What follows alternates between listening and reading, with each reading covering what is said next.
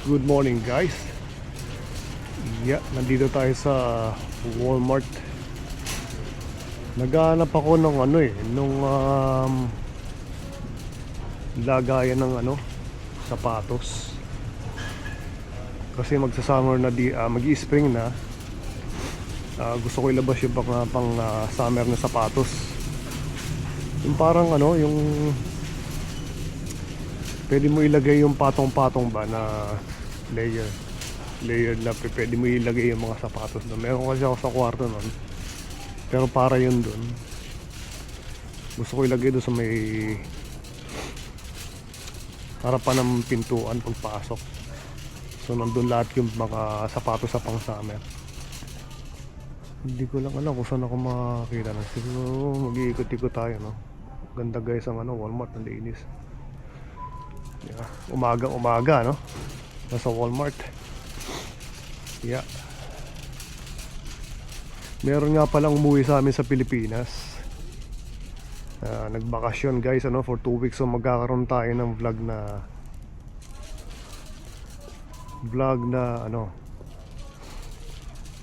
nasa Pilipinas, no? Sabi ko i-document lahat. I-vlog niya lahat yung ginagawa niya ron. So makikita natin kung anong bago sa Pilipinas, no? It's been a while na tagal na rin na hindi tayo nakakauwi. Dahil talagang medyo mahal umuwi sa Pilipinas, talagang yung ticket and then siyempre yung gastos mo ron, no? Talagang hindi ganun kadali. So napin natin sa okay makikita yan. Okay pa ka rito. Okay. Lagay ng sapatos. Ilang naman, no? Naghanap din ako ng sweet potato. Pero baka sa Asian store ako makakita nun. Makakita nun. Lagay ng sapatos. Kailangan talaga natin mag-ikot para makita natin yung lagayan ng sapatos.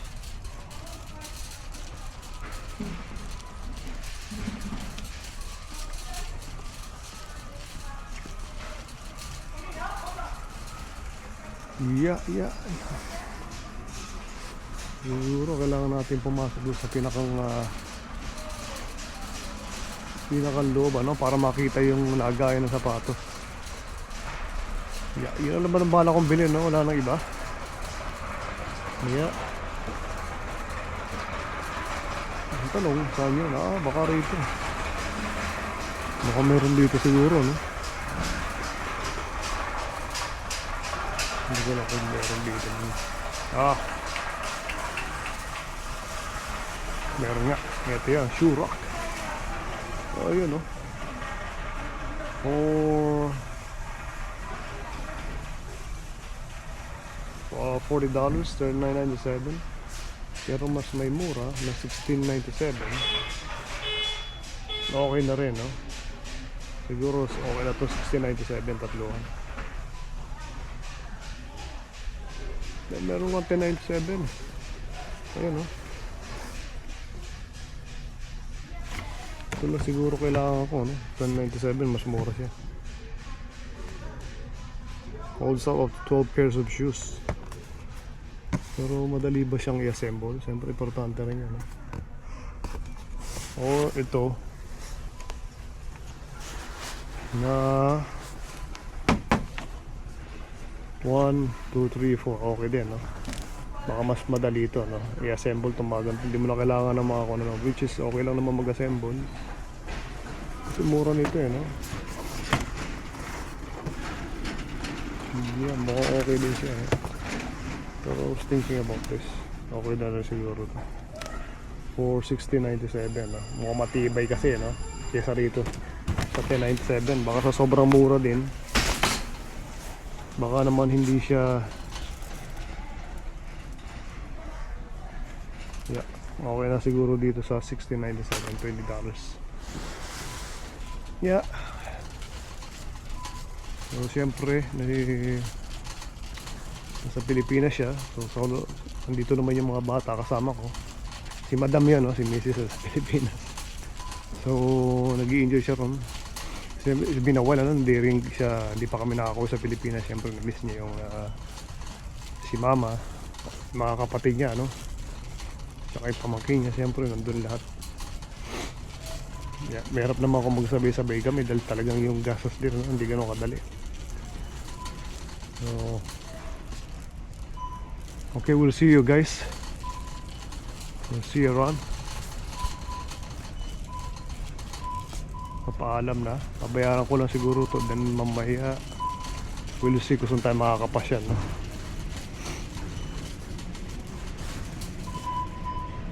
Dito yung bayaran niya. At least wala masyadong pila, no guys? Dali kaya maganda po talaga pag mamimili ka sa umaga rito, no? Kasi less ang tao.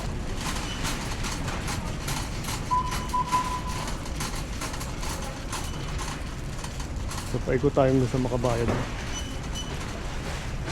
Ganito pagbayad sa Walmart, no? Tapos maraming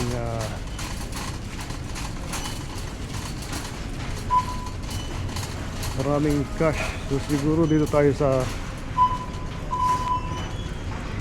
61 is okay?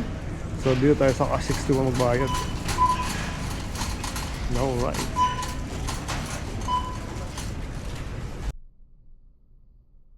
Yeah, good morning guys. Andito tayo sa bahay, no? At ako ay magbe-breakfast ngayon. Tingnan nyo kung nung breakfast meron ako. Meron akong bulalo. Niluto ko kahapon dyan. Tapos meron akong 4 itlog. Ito lang yun. So good fats na meron. 4 eggs. Minsan 6, no? Eh mag-dinner pa naman tayo mamaya o lunch. Ito na yung bulalo na niluto ko. Tapos shot nito, no? Ng organic na extra virgin olive oil, no? Siguro may isang ganito yan guys, eh. Isang ganito. Good for your good for your health. Medyo makalat lang guys, ano. Pero medyo inorganize ko ng konti. Di ba? Parang naman Ayan, no. So meron tayong itong breakfast ko. Yeah.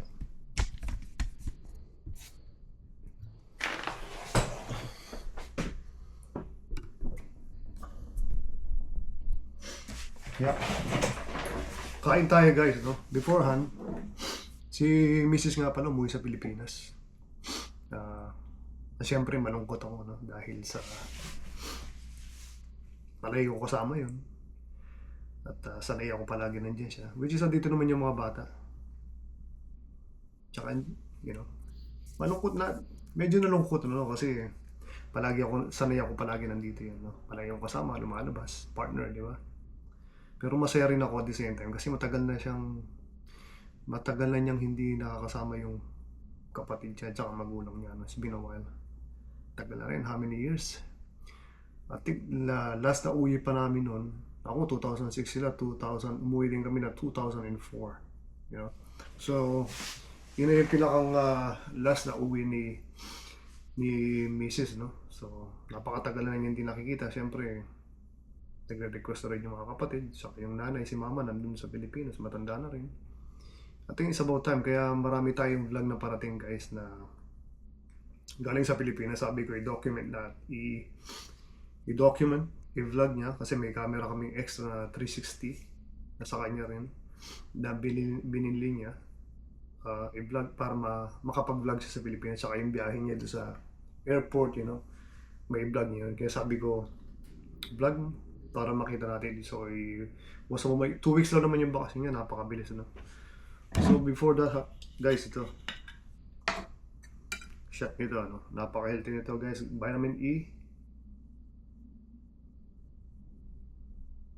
Yan, okay, ganyan lang, guys. Olive oil, no? Napaka-healthy yan. Lakas at vitamin E, maganda sa puso, heart health. Yeah.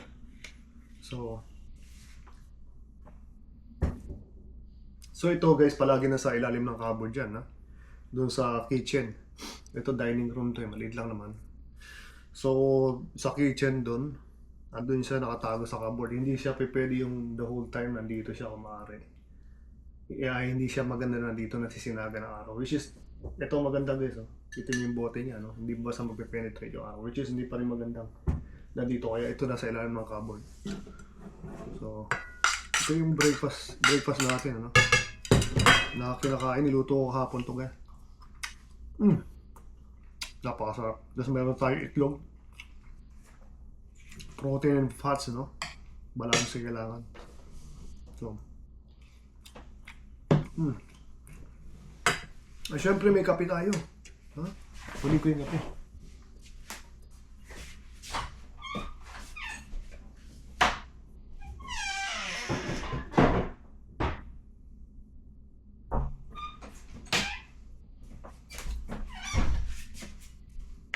Guys, gumagawa rin ako ng sariling kape. No? May sarili akong kape rito. Meron akong grinder.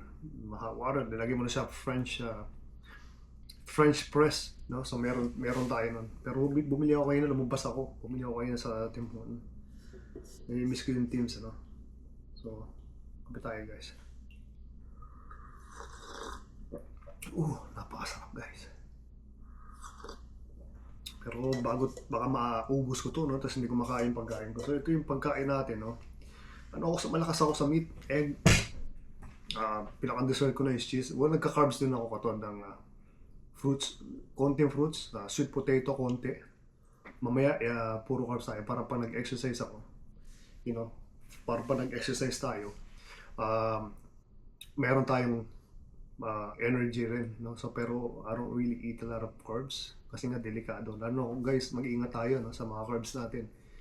Ngayon nga, hindi naman ako doktor, ano, pero pinag-aralan ko rin ito sa mga doktor, ano. Nakikinig tayo sa kanila na mag-iingat, lalo kung hindi naman tayo nag-exercise. Tapos puro carbs ang ginagamit natin. Mag-iingat tayo kaysa nga sa karne o sa itlog. Na pag hindi naman tayo nag-exercise, huwag tayo kumain ng sobra. Ako 2 beses lang ako kumakain. Ngayon, yung carbs ko ngayon, nilalagyan ko kasi ng konting carbs sa gitna. So, let's say, sa 3 beses na rin ako kumakain. Ito breakfast, then yung dinner ko, siguro around 3 or 4 or 5 na yung maximum. So, biruin mo, kakain ako kinabukasan ng, ngayon is 9. Minsan 10 kumakain ako, minsan 11. Ano? Pag hindi mo na ako nag-exercise, guys, yung plano ko wala. Hindi ako mag-exercise, hindi ako kumakain ng carbs talaga. So, pero pagka ganito, alam ko mag-exercise ako. Kumakain ako ng carbs. Diba? Konti lang yung carbs ko, siguro 2 sweet potato ng ganito kalaki, tapos may isa akong halimbawa fruits na, let's say na, ano ba yung fruits na yun? Let's say isang saging o isang apple na, yun lang. Pero pag ako nag-exercise, talagang exercise, no? Talagang chest o arms o tricep, quads, talagang ginagamit ko siya, yung kinakain ko. Kaya pagka hindi man ako nag-exercise, parang rest day, ang kain ko lang talaga 2 beses, pero tama lang naman yung meat ko. Diba? Hindi sobra. So, ingat tayo sa pagkain, no? Tsaka, maganda yung guys, nakakapag-exercise tayo. Diba? Para magamit natin yung kinakain natin. Kasi, hindi ko naman nila lahat, no? Karamihan, no? Na marami sa atin ako kumakain 3 beses, minsan 4, hindi mo nag-exercise, guys, delikado, no? Yeah. 4 itlog, tapos bulalo. Tapos guys, ito merong bulalo, meron siyang sabaw. Nakita niyo yung sabaw niya yan? Ano yan, nilagyan ko lang ng sea salt, yung pink salt, Himalayan salt, Himalayan pink salt. Yun lang, tubig lang, tsaka bawang. Ayan, pwede mo kainin yung bawang. That's it. Napakaganda niya para sa collagen, guys, ano? Para sa balat natin, sa mga joints, you know, yung collagen, ano? Sa skin din, alam ko. Okay, pero research nyo lang, no? Napaka-importante kumakain tayo ng mamaya na to.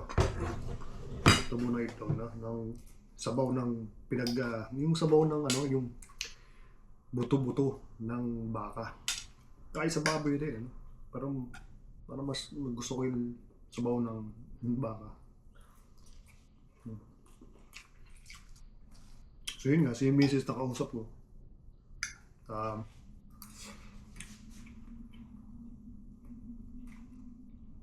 Masaya naman siya. Kasi nakapag-usap kami yung video ko. Nakita ko mayroong Meron siyang kahon na binuksan kahapon. Pagkakasabi niya sa akin kahapon, nagbukas na siya ng isang box, balikbayan box, kasi nagpadala siya ng dalawa. So, siyempre, masaya yung mga kapatid niya, may pamangkin, lalo na si mama, masaya na nakita siya, tapos may mga box, may tatlong malita na dala-dala yan, no? Dalawang malaki, isang maliit. So, puro pasalubong, chocolate, mga bagong damit, pabango, kung ano-ano. So, masaya talaga sila. So, nakakatawa panoorin, guys, no? At, yun nga, alam ko mapapanood mo ito, mahal. Ingat kayo dyan palagi, siyempre. Magpahinga ka rin. Kasi, bakasyon mo yan. Magpahinga ka. Tsaka mag-enjoy din kayo at the same time. Pero, di ba? Alam ko naman di ka umiinom, so it's a good thing. Ano? Walang bisyo itong asawa ko. Kaya sigurado 100% kakain sila. Lalabas. Mag-mall, IKEA. Kaya tayong mga bagay na gusto nilang gawin. So, ano? No, ito kaluluto ko lang rin. Ito kahapon. Siguro 3 kilo to. Yung baka na, dami ko na nakain kahapon. Kahapon ko niluto, ito na yung natira. So, meron tayong itlog. Yeah. Tsaka yun. Yun, so, mahal. Enjoy kayo dyan, pero ingat palagi. Si mama, si natin Jong. Ingat dyan. At enjoy nyo lang, no? Yung